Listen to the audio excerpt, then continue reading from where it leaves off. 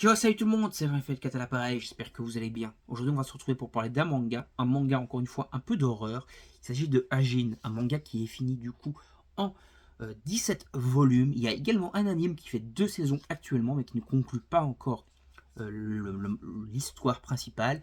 Et donc voilà, normalement, d'après des rumeurs, il va y avoir une saison 3 à l'anime. L'anime est vraiment très cool, on en parlerai peut-être dans une vidéo dédiée, il y a une très bonne animation, etc. Mais là, on est là pour parler du coup du manga, qui est du coup un manga excellent. Je vais vous montrer un peu aussi les styles de dessin qui sont vraiment super avant de penser à autre chose. Hop, voilà, le style de dessin est vraiment très cool et l'anime en fait rend très fidèlement honneur à ces dessins-là. Donc Ajin, c'est quoi?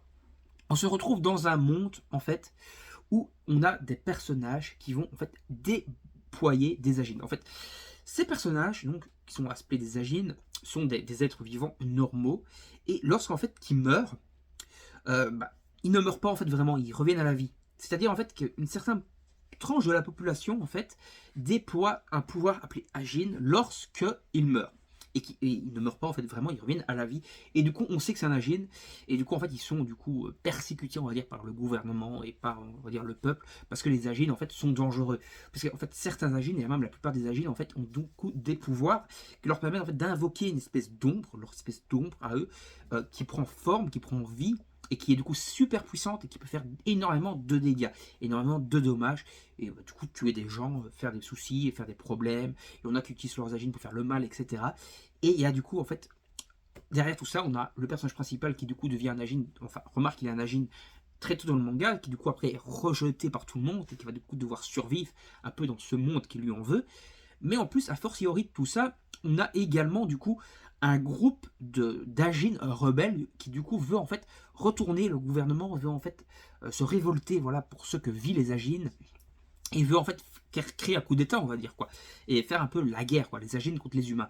Et du coup on va suivre un peu tout ça, on va suivre un peu du coup l'aventure principale du personnage principal, on va suivre un petit peu du coup ce groupe d'agines qui vont aussi du coup vouloir recruter le personnage principal dans leur groupe. Et en fait, pour réussir du coup leur mission, ce groupe, on va dire terroriste, n'hésite pas à faire des attentats, à détourner des avions, à provoquer des guerres, à provoquer des affrontements avec la police, etc. Et c'est franchement très épique, il y a des gros affrontements, des grosses bagarres, de la guerre, quoi, carrément, des attentats. Un gros thriller aussi qui se retourne du coup autour de ça, du suspense de savoir comment ils vont arrêter le grand méchant qui s'appelle Sato et qui a du coup une casquette comme ça, et qui est vraiment un homme super puissant, un agine super puissant. Voilà, il y a pas mal de trucs, pas mal de retournements de situation qui sont vraiment très cool. Et du coup, Sato, c'est l'un des meilleurs méchants de manga que j'ai vu depuis longtemps. Donc voilà, donc c'est vraiment excellent. Je vous invite vraiment à les découvrir Agin et à vous faire votre propre avis. Donc voilà, si vous avez lu Agin, n'hésitez pas à me donner votre avis en commentaire. Si vous allez lire après la vidéo, donnez-moi également votre avis en commentaire. Donnez-moi également votre avis sur la vidéo en règle générale en commentaire.